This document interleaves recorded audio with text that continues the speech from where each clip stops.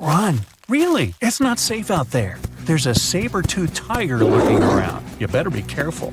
What are you doing? Don't peek. Okay, just one little peek. How's this possible, you ask? That's because you're in virtual reality, of course. These cool but very dangerous-looking big cats were alive during the last ice age. What if they decided to show up at your doorstep out of nowhere? Knock knock, a saber-toothed tiger is waiting for you to buy its cookies. Meanwhile, the coelacanth, this massive-looking fish, comes from a lineage that's been around for over 300 million years. We thought they didn't exist anymore until 1938, that is, when a live coelacanth was found again. Since then, they've been roaming the waters of the east coast of Africa and the waters of Sulawesi, Indonesia. Man, I wouldn't want to go for a swim and meet one of these fellas face to face. Their jaw has an intercranial joint, which means their mouth opens up by a lot. This is so they can eat large prey, like me. Not good. They're huge, too. Imagine a fish that's as long as you're tall and weighing as much as an average human. The takahe, a flightless bird, was thought to be gone in the year 1898.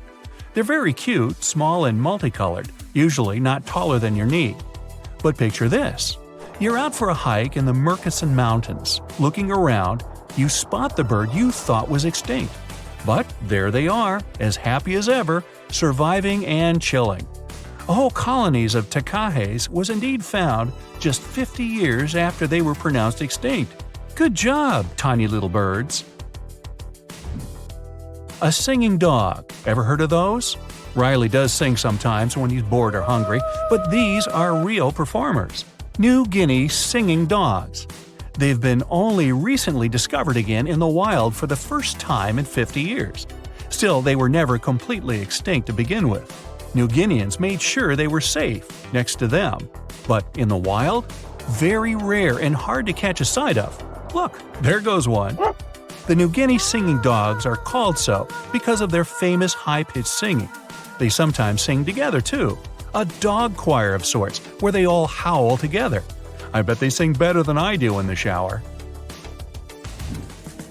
Not going far from this area, we have bats, but these ones are sort of different. You see, their ears are enormous. I guess that's why they're called the New Guinea big-eared bats. Clever. The species was found again when one of them was accidentally caught in a bat trap. Until then, I guess they were playing hide-and-seek with us, because up till 1890, they had been thought to be gone. They're still not out of the danger zone because of habitat loss. Imagine you discover a fossil of a species you thought had been extinct for a long time, yet 2 years later, a whole living group of said species is found.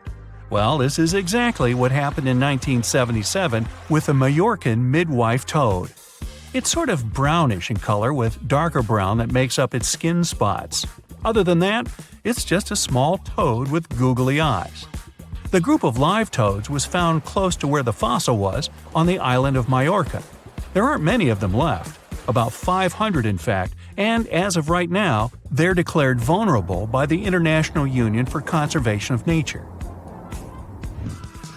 Now, are you a fan of tortoises? You will be when you take a look at this huge beauty. It's called the Ferdinanda Island Galapagos tortoise. It hasn't been seen since 1906, but on February 17, 2019, we were finally able to look at one of these beautiful creatures. It's probably out there with a few of its mates right now, but they also don't allow themselves to be seen. We only know they exist because there's a few tracks and scents.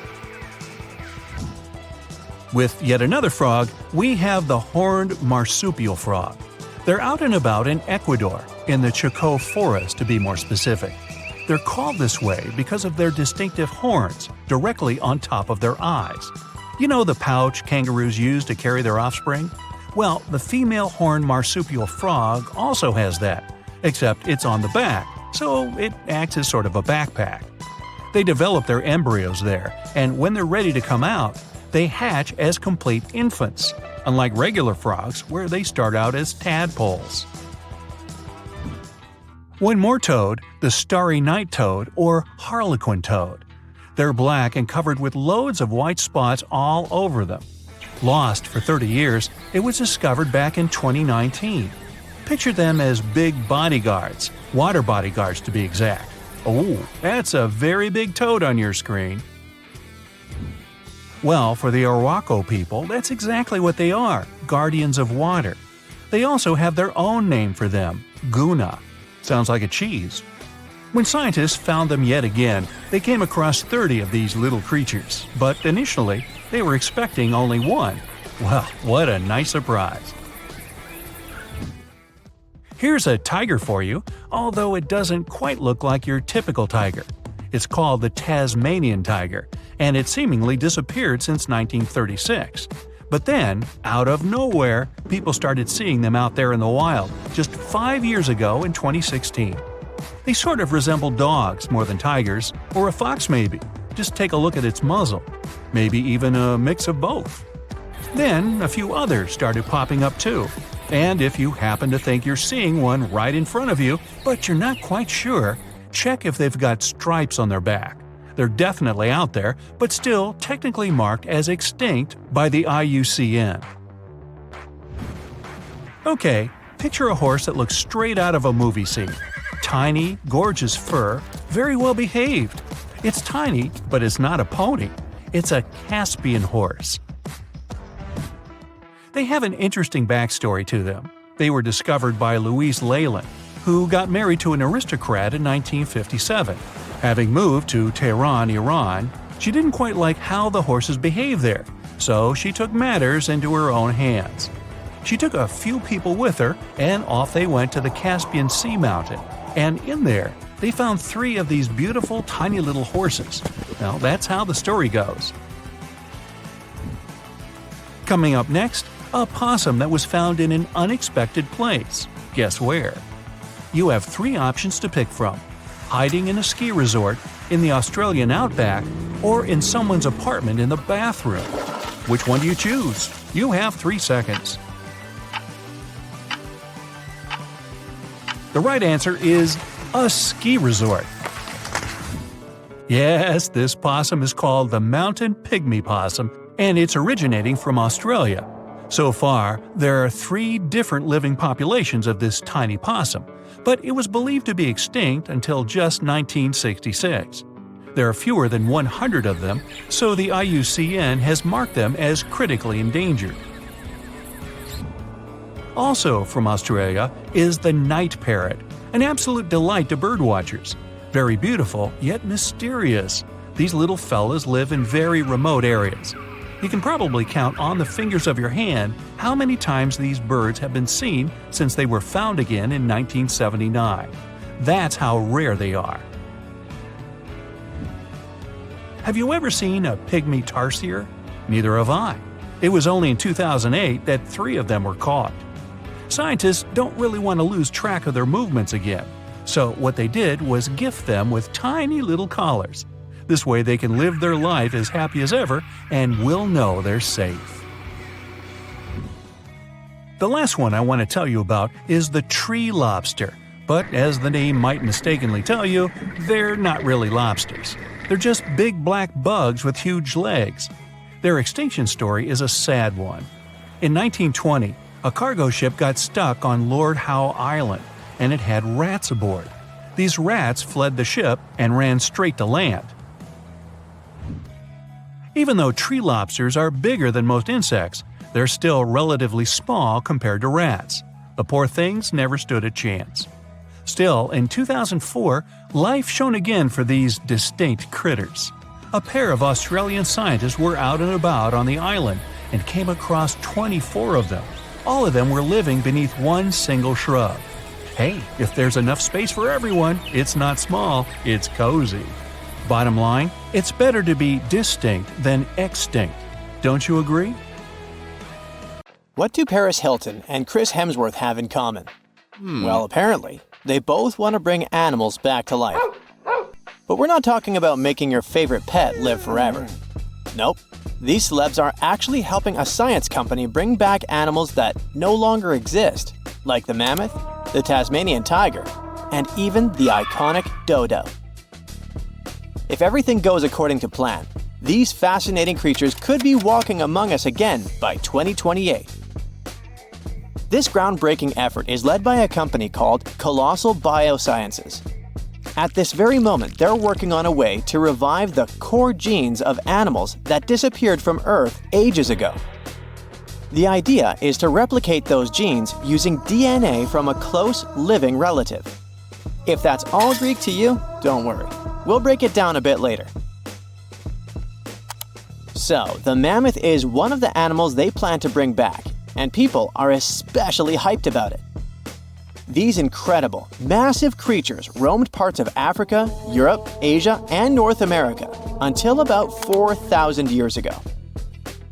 Some people might mix them up with modern elephants, but there are some key differences. For starters, they had huge curved tusks that curled inward and were used to dig for food.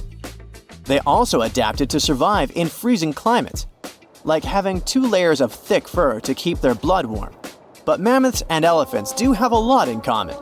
The woolly mammoth shares 99.5% of its genes with its closest relative, the Asian elephant. That's huge because it means that mammoths are genetically closer to Asian elephants than Asian elephants are to African elephants, for example. The company's bold plan is to create a living, walking elephant-mammoth hybrid that looks just like the ones that used to roam the planet. This animal will look like, walk like, and even sound like a woolly mammoth, but most importantly, it'll be able to live in the same ecosystem that the mammoth left behind.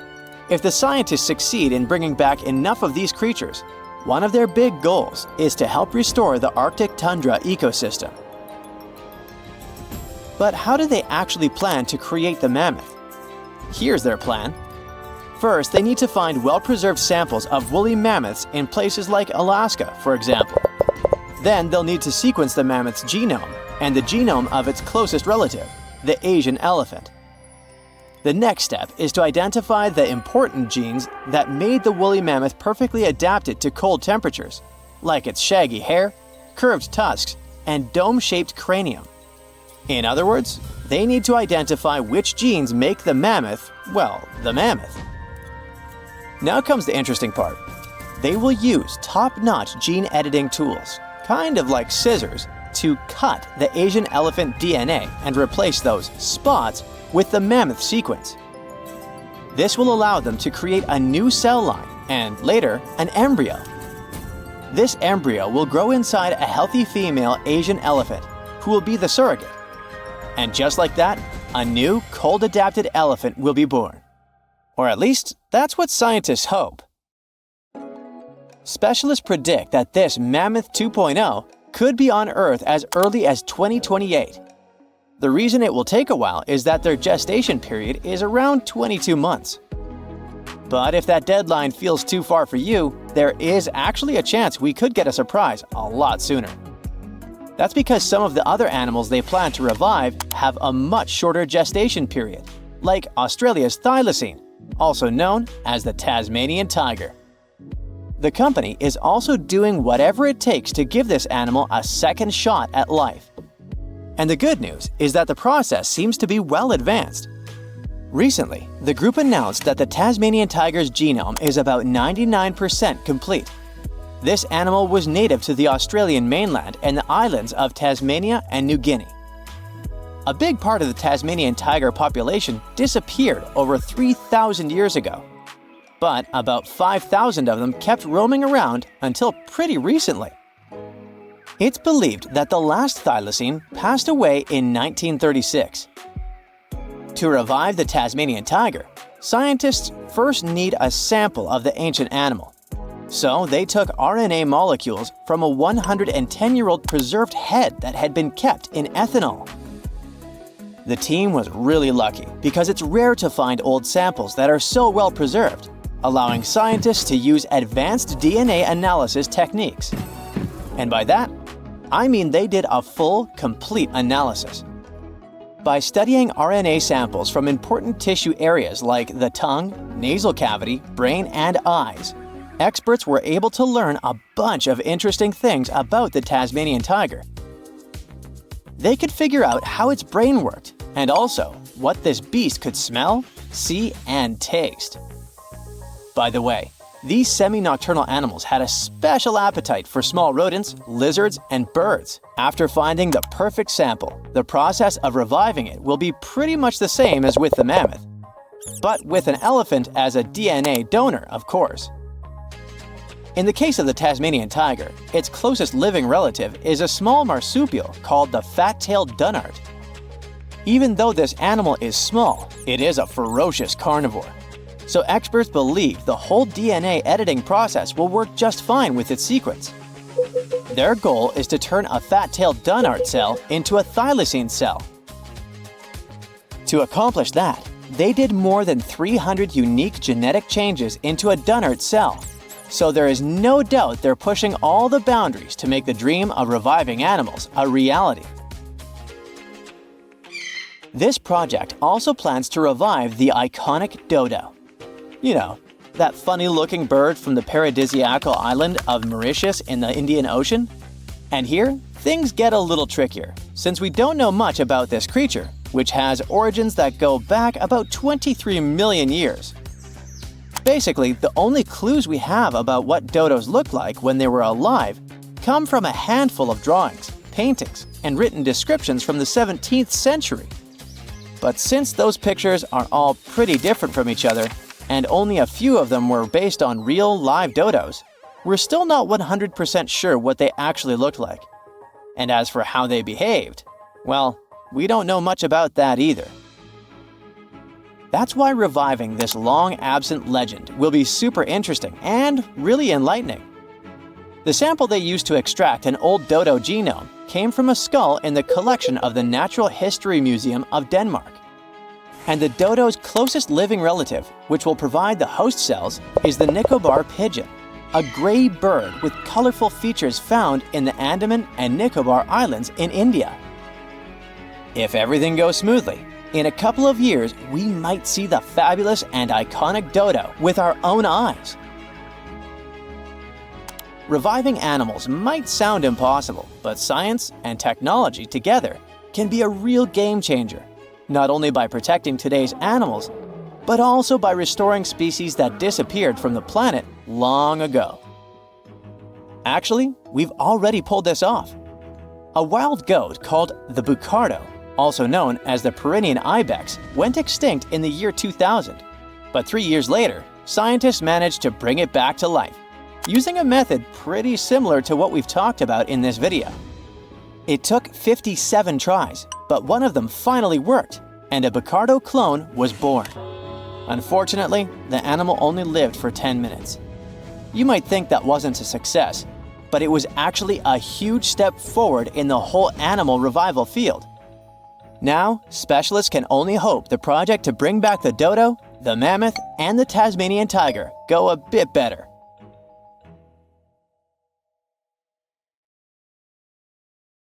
In 1952, an Air Force plane called C-124 Globemaster II crashed into a big mountain while flying from Washington to Alaska. Sadly, everyone on board, 52 people in total, didn't make it. The bad weather at the time made it hard to find the crash site, and even later, any attempts to locate it failed.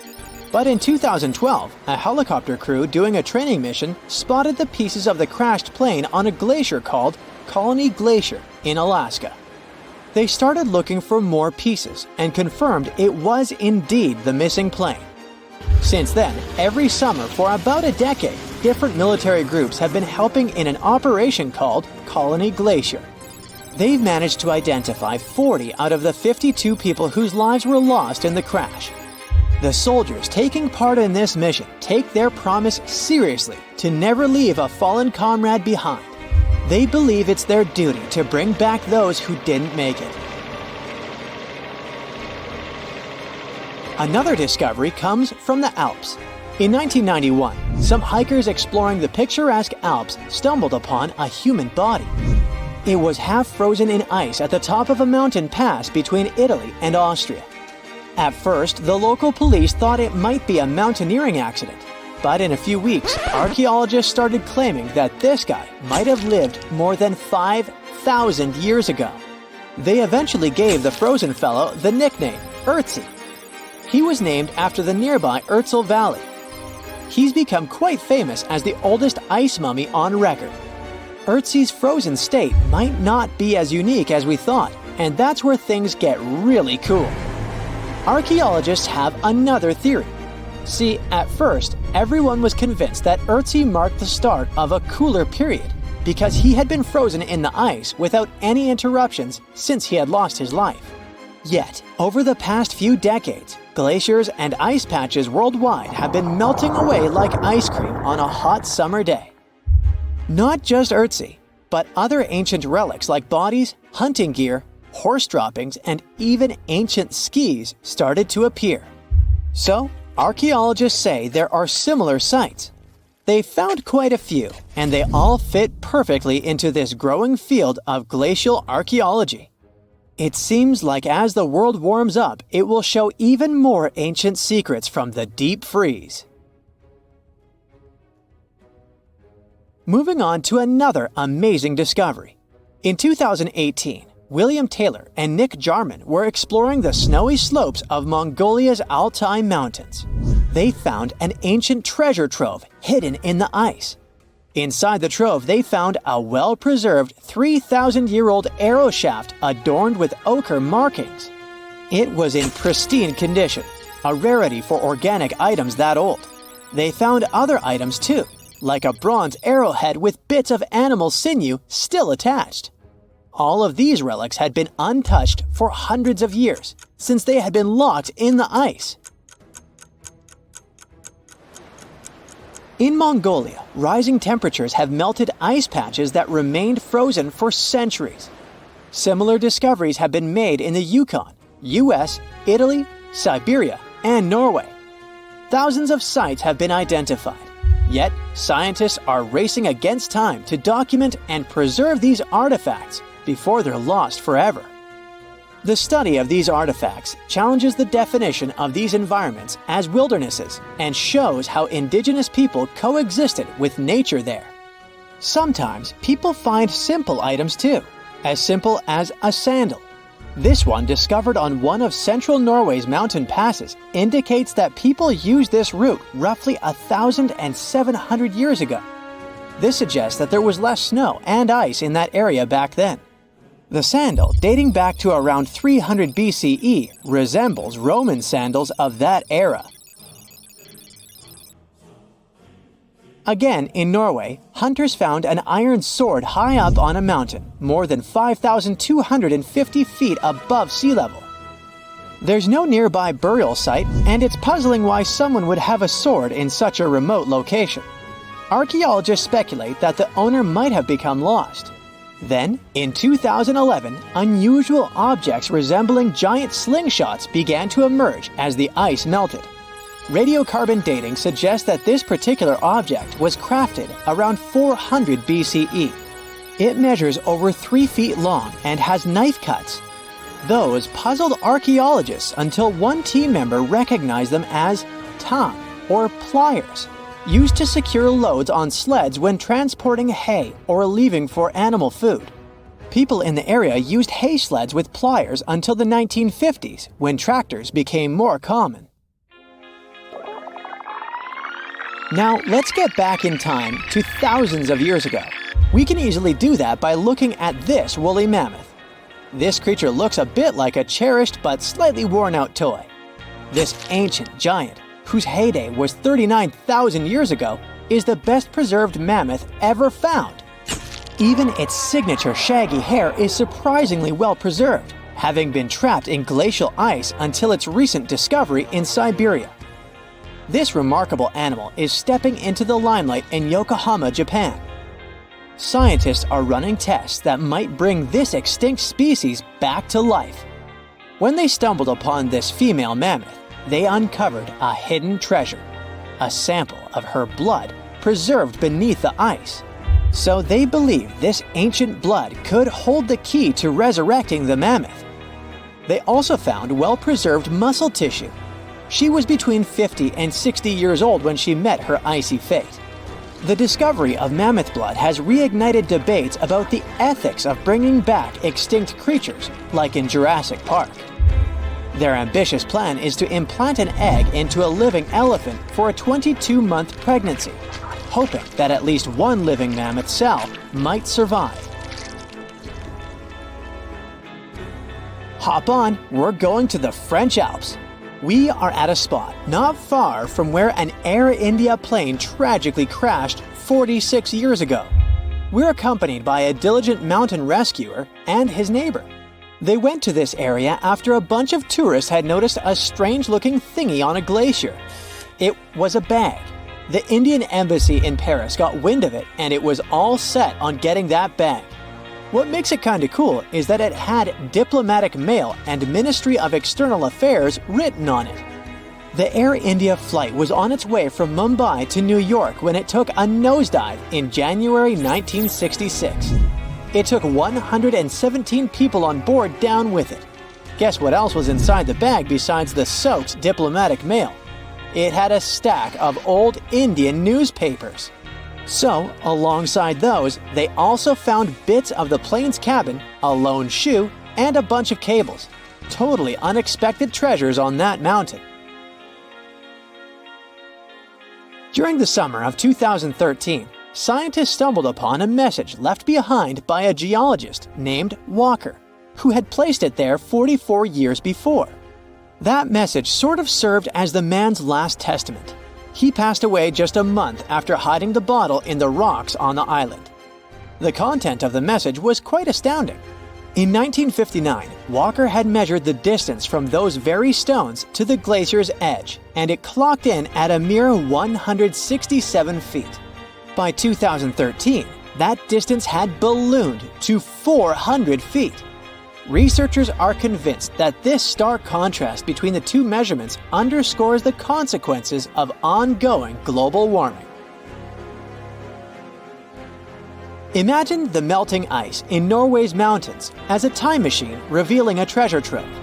Nearly 800 Viking artifacts tucked away for over 1,000 years have been unearthed.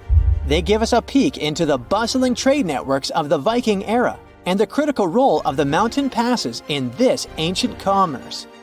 Among the finds are leather shoes, cozy woolen mittens, stylish tunics, feathered arrowheads, horseshoes, walking sticks, and kitchen gadgets from the Viking chef's toolkit.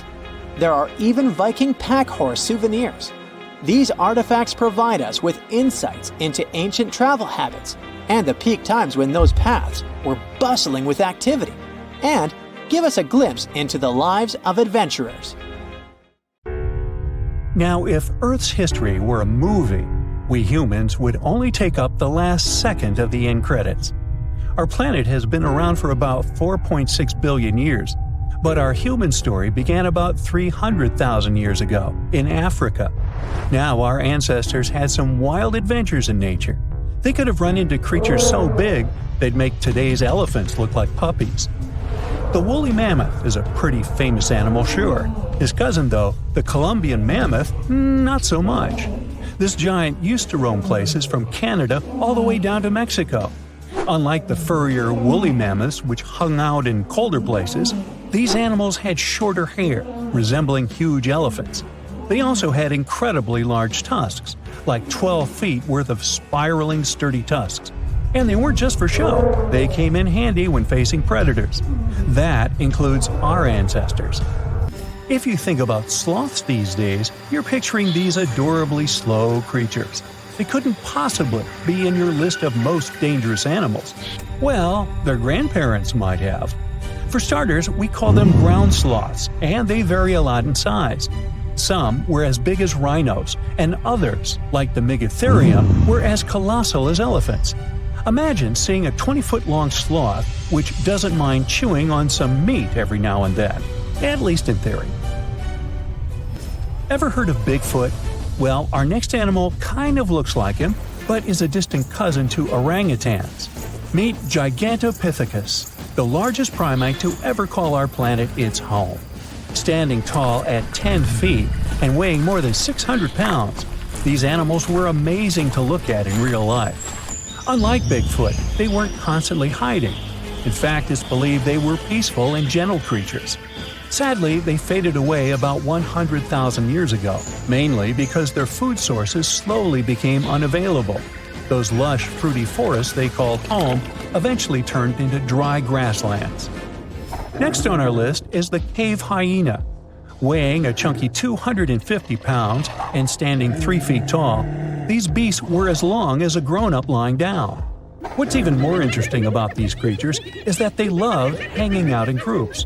A pack could be as big as 30 of these animals, which meant they could easily take on even the biggest, heaviest mastodons. Our ancient families would have needed to stay alert around these hungry specimens. Sadly for these hyenas about 20,000 years ago, their numbers started going down. Soon enough, they completely disappeared from the planet. Quick pop quiz. What's called a tiger but isn't really one? It's the saber-toothed tiger. I mean, sure, they belong to the feline family, but they aren't technically tigers. First appearing around 42 million years ago, in July I think, many of their kind were gone before we even showed up. However, early Americans might have bumped into a couple of specimens from this group. If that really happened, it would have been quite the encounter. Think of the biggest wild lion today or the hefty Siberian tiger. These big cats also had some incredible features hidden in their fur. They were good at sneaking around, hiding, and pouncing on mammoths bigger than themselves. Their bite wasn't that strong, but they could open their jaws wide, like twice as much as a lion. And although their teeth were a bit on the weak side, they had buff forearms to pin down their dinner, giving those big fangs a purpose. Not the kind of kitty you'd want to play with. Dire wolves made their debut about 250,000 years ago. They were like the gray wolves we know today, but a lot stronger. While wolves these days stretch out to about 6 feet and tip the scales at 170 pounds max, dire wolves were about 5 feet and about 150 pounds. Found all over North and South America, they had admirable jaws, biting nearly a third harder than their modern counterparts. Also, their favorite snack was horses. But just like many other majestic beasts of the past, they faded away around 10,000 years ago. Now, names can be deceiving. Take the American lion, for example. It's not really a lion, it's more of a panther's big cousin. The other part of the name is correct, though. They did live in America about 330,000 years ago. This feline was no lap cat either. They were at the top of the wildcat pyramid, weighing a colossal 772 pounds. That's like stacking 4 grown men on a scale. Even the mighty African lion would look a tad bit shy beside these beasts. With the muscle to take down a bison, you wouldn't want to accidentally interrupt their dinner. They parted ways with this planet around 11,000 years ago, right after the last ice age. Now, down in Australia, about 50,000 years ago, I wasn't around then, there lurked a relative of the Komodo dragon, the Megalania. Experts love to have debates on how big it was. Some say it stretched out to 23 feet. Others think it was just about 11 feet long. Either way, they were basically mega-sized Komodo dragons with a dangerous bite. If you think bears are already big and fluffy now, let's introduce the short-faced bear. While this big creature stood on its hind legs, it towered at 14 feet. With long limbs, they could outrun today's bears, hitting speeds up to 40 miles per hour. These ultra bears sadly disappeared around 11,600 years ago. Now imagine a crocodile. Okay, imagine that same crocodile, only supersized, with sporty legs, doing its thing in Australia about 1.6 million years ago. Well, say hello to the quincana. These crocs were extremely large, reaching 23 feet. And no, they weren't lazy river loungers. These creatures really love spending time on land. They evolved to have strong legs for their chases and razor-sharp teeth designed for slicing, not gripping. When did we stop sharing beaches with them? About 40,000 years ago. The name elephant bird might not sound familiar, but try to picture a bird that stood tall as high as a basketball hoop at 10 feet and weighed as much as a small car, 1,500 pounds. Their eggs were equally huge, like 150 chicken eggs bundled up into one. Now, as amazing as these birds sound, there's a lot we still don't know about them. They're hard to study, as most extinct animals are. Still, some recent studies have given us some clues. Scientists have been examining ancient molecules from their fossilized eggshells. It's an awesome piece of evidence, since these birdies' shells were thick, preserving precious DNA inside. Plus, there are tons of these eggshell fragments sprinkled all over Madagascar's beaches. Because of these findings, we now know these birds were herbivores and loved eating leaves and seeds. We also know the tiny kiwi bird is its closest living relative. Now, dodos were these amazing birds we also used to share the planet with. They're like distant cousins to ancient pigeons. To give you some perspective, imagine a chunky bird weighing about 50 pounds. Similar to chickens, turkeys, and ostriches, dodos were also the types of birds that couldn't fly. Their wings were small, and they had the muscle strength of, well, a wet noodle. Now, you might have heard the word dodo used as a name for creatures that aren't that bright. Don't get confused, though, by this name. These birds were in fact intelligent. Scientists were able to figure that out by studying their fossils. It turns out that they were good at smelling stuff, unlike most birds that are all about the visuals. These creatures aren't around for us to study anymore, but that might change. One evolutionary biologist is on a mission to fully understand these amazing ancient birds. On that note, she revealed that the dodo's DNA has been completely sequenced. There are even talks about potentially bringing dodos back to life. They would make a nice addition to the lovely beaches of Mauritius, the place they used to call home many, many years ago.